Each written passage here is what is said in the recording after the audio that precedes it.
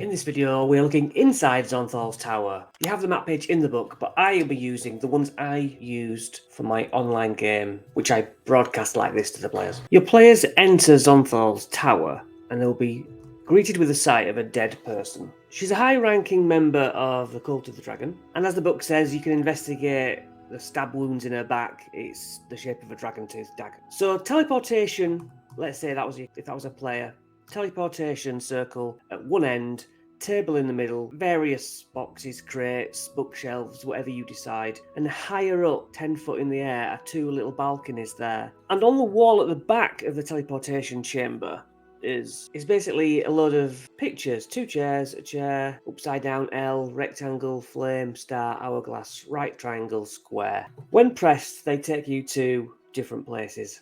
I did this more for me than anything. Audience chamber balconies, closed chambers, shrine, lounge, observatory, bedroom, dungeon, teleporter, needs a key, and sundial. Not accessible from the dungeon. It's all in the book. It says the walls are covered in weird patterns and stuff. I don't think that's really relevant. It's just this is the start area. Someone's been betrayed here. Press on one of the glyphs and watch your players try and work out if they mean anything. I mean, if there's any sense to them, they will just start with the top one and work their way down. So bookshelves in this place, I think there should be some interesting finds if they bother to look. I use Table Fables and Arcane Artifacts and Curious Curios.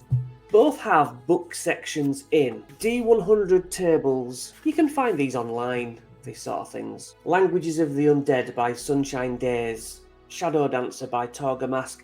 I just think it's good to have, let's say, 10 books written down. So when they investigate stuff, you sort of say, this thing's on geography, things on history. Or you find this book. They can take it with them. They can think it's important. It's not, unless you make it important. In this book, there's journals and scrolls. The Journal of Bernard Theseus / Possessed.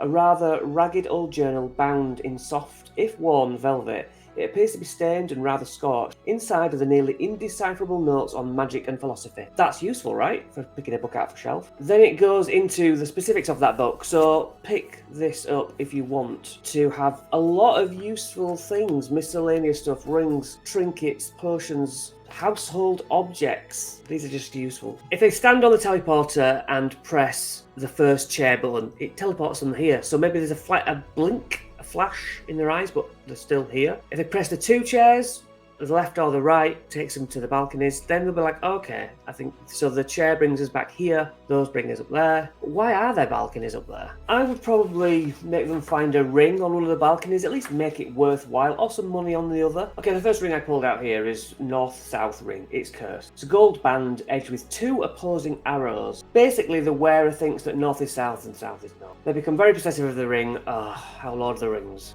Boring. So they press the upside down L shape. It goes to 9. Boop. Characters arrive in the middle of 9. The closed chambers. There's beds scattered around the floor. Between 4 and 6 cultists use each room. There's one cult fanatic and there's 4 cultists. It talks about the floors being basically soundproof from each other, so it's not until they suddenly bamf in here, there's a shut door here, but each level is completely soundproof from each other. So as soon as they arrive here, they might hear two guys talking to each other and think that's all there is. Whichever door is opened, they come out into the hallway. These guys will fight, but try to get out, realising that they're overwhelmed. They will go and press the fire teleport shape to go to the lounge, number 11. So that's 9. Again, I use this book for finding mundane scavenging items. It's a D100. Sacks of raw wool, porcelain bowls, oranges, vials of lavender oil, a chest set, nightwear. There's some ideas. Random mundane. If I press on the rectangle, the next one down, they will appear in 10. This is the shrine.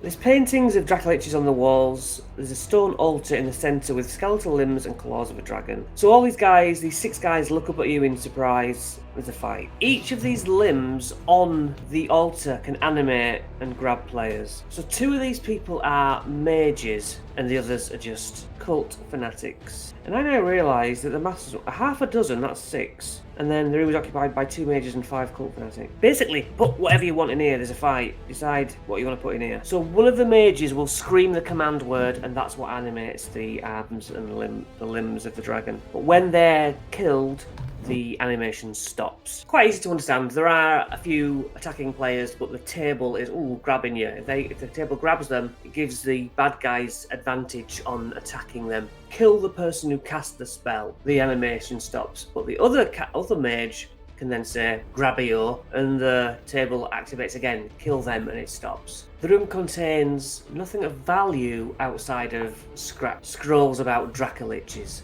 So maybe you can go to the monster manual or research Dracoliches and say, well, okay, this is what a Dracolich is, just so you get a bit of knowledge gained. The next button is the fire button. Takes you to the lounge, number 11. So, boop, players arrive in 11. A large fireplace at the centre of the room. Its smoke just magically disappears. 2/3 of a skeleton of an adult dragon is on the floor, curled up around that fireplace. 5 more cult fanatics jump the party. Let these all go first. It's kind of a surprise attack. They're looking at this, and then you're jumped. There's some simple kitchenware in one portion. Sacks of potatoes, carrots, turnips, flour, sugar, salt. Again, there's some notes about dragons. Maybe you can come up with, maybe decide what type of dragon this was. I don't know, young blue dragon, something, and then get some details on that. It's just another room, but it's kind of a fight for the sake of it. And while it's quite intriguing of what the hell's going on here, it's just cultists and then more cultists. So can we swap that out for something else, please? Consider this.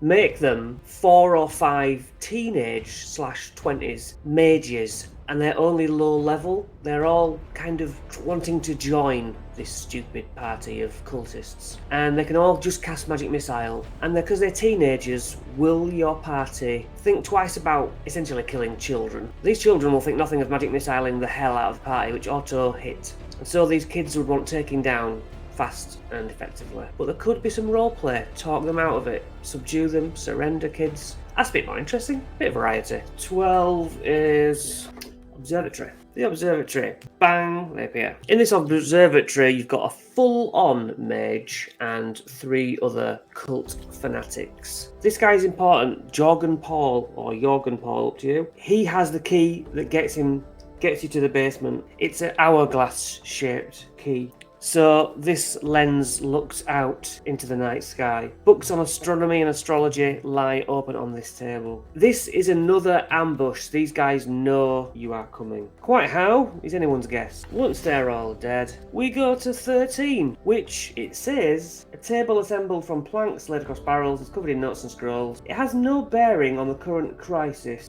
except it also says this is Jorgen Paul and Iskander's chamber. Surely there should be a spell book. Spell scrolls at the very least. 5 spell scrolls.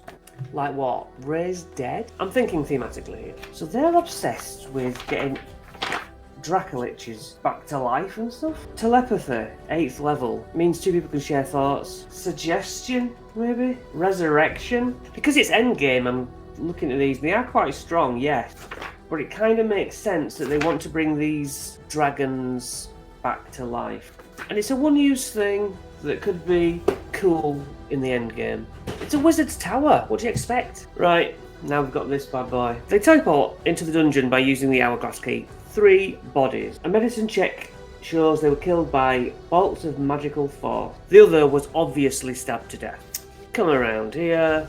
This is 15, where the blood, he died and crawled towards the teleport chamber. 15. Blood streaks the floor here, leading back to the chamber. Bloody footprints going up the hallway. There are 2 earth elementals and a fire elemental. It's a small room and there are things that could be set on fire and destroyed. Books, papers, they can all go flying. There's a locked chest about the size of a shoebox. It's got a glyph of warding on it that triggers a slow spell, making all creatures slow, except the elementals. What's a bit weird is that it says here that in that chest, 3 scrolls. A scroll of protection against fire elementals and 1 against earth elementals. It seems like they're not going to open the chest until after the initial fight. Any papers that are littered around apparently so brittle from heat that they just crumble. So there is an upwards going staircase here, but hopefully they'll go in this first door, which is number 16. Tables covered with notes, flask speakers, arcane stuff. There is a whirlwind though, 10 foot across from floor to ceiling. There's loads of gems within it. Easy money, right? It has 8 elemental gems in it. When they dip their hand in, swipe through it, it causes gems to fly out. Those break and become whichever elementals you desire. There's notes in here that it says take a day to understand. I would just give him, it's obvious, isn't it? Xonthal himself was trying to create elementals. Job done. Obvious. We walk up this staircase of 17, but it's a cosmic hallway. As they step on the first step, they see a staircase stretching through space. No walls, no tower, just endless stars up, side and down. It's an extra dimensional space. They see some lights streaking towards them. Meteorites. Deck saves, or you're knocked off what seems like an infinite drop, but you do land at the bottom of the hallway. I say you land back at the first step. It talks about, you know, the characters appear somewhere else in the building. Don't be having to run 2 games at once. Have them think they're going to die. Maybe contemplate something on the way down. The first person anyway. Maybe they make good on their life forever, ever falling. They just appear at the bottom of the steps. That's why it's there. It's just something cool to get them through the building. Then there's a door into 18. The study. Obviously a library, loads of bookshelves, gently domed ceiling. One of those library ladders that wheels around the bookshelves. But the rolling ladder will give you access to this much higher room, 19. So when anyone other than Xonthal enters this room, once you've given the description of the ladder, the table, of which there's a large map on the table, its corners held down with stone. But that's when a ferocious wind kicks up and all the papers start to whiz around. You use a swarm of ravens for stats. And once they've beaten the swarm of ravens as paper, the papers fall to the floor. That map's worth 500 gold. It's a map showing the city of Brass in the elemental plane of fire. Again, you pull out some books. Oh, there's spell books here. The Hard Hitter spell book. A tall, thick book that opens upwards instead of sideways. Cover is bound in violet linen and stamped with runes in silver foil. Once a month, the user can place their hand on the cover of this book and speak the incantation. For 1 minute, all spells become twice as powerful. Jesus, that'd be cool to get. Thief's spellbook. Spiral-bound book with silvery rings to allow the easy addition and removal of pages. The book is bound in dark grey linen with silver fittings. When a page is taken from another magician's spellbook and inserted into the thief's spellbook, it allows the user to cast the spell once before the page disintegrates. Doesn't matter whether they can cast it or not. You can have a fighter cast a spell, a one-off spell. Pop-up spellbook basically allows the caster to prepare spells and cast ritual spells in half the time. It's Xonthal's library. Of course there's something cool here. So in 19, there is a huge circular pane of glass. There's a lever in front of it. It just holds the image of fire until somebody pulls the lever, it twists the image, and you see elemental plane of fire itself in the city of Brass. It's just like a live feed of the city of Brass. Look up the city of Brass, pull up some pictures, show them to your players, job done. Secret door into 20. The spellbook study. There's all writing equipment, but this is just where he does his writing. It's a writing room. What's the point of it? No point. Up to you whether you give them something here. Spare arcane focus for spellcasters, perhaps. Drop some game lore that's personal to your journey and your character's journeys. Tie in some backstories here. Maybe this room does have a use. They come out, go down into 21. 21 is a storage closet. Why do they put dull rooms in?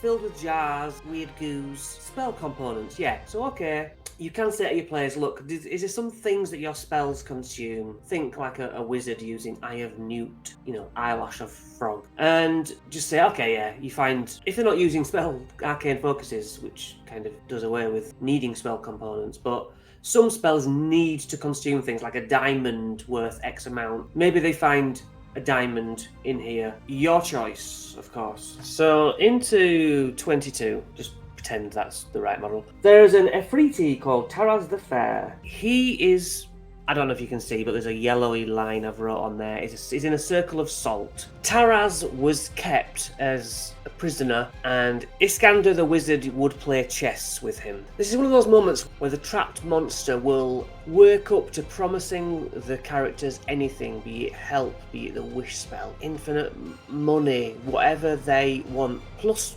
2 weapons to all party if they break the salt line and let it out. If the salt line gets broken, it's a fight. No bargain is honoured. More so than just fight though, it wants to fight and escape. Flee down the hallway to the teleport room and just press any button, and hopefully you won't need to think about that again. There is some information in the book that they might glean from this creature, but I just see it as another fight that can be skipped. So you tootle on down to this room, 23, shaped itself a bit like an hourglass. So 15 foot across, 2 hourglasses. Chains and pulleys are there. Finally, there's the guy who threw the cultist off the balcony at the beginning and was waving, saying, hey, it's me. He's dead and has the blood-covered blue dragon mask in his open hand. They whip the dragon mask. Turns out to be fake. So back to the hourglass. You can break the hourglasses. There are tiny diamonds among the grains of sand within. A study of these diamonds shows that they can be used as teleportation devices up to 30 feet away, so more of a misty step, upon which the diamond disappears. Players make their way through the tower back to the teleportation circle. Boop the triangle, not from the dungeon, but from the audience chamber, first chair looking one. And circling the tower is a blue dragon. It's an adult blue dragon fight. Give me the mask. Dragon breath. It fights and then says that it retreats on 75 hit points. Up to you. Essentially it's a wizard tower. Make sure it has wizarding things in it. Try and vary the kinds of fights in there. They get a blue dragon mask. They're meant to think, yes, we've done it, we've won. It turns out to be a fake. What was the point, or is that a cool twist? They get to fight a dragon. That's pretty cool. It's about dragons after all. The outside, is cooler than the inside. So maybe they're worn down by getting into the damn place. Anyway, that's all for now. See you later.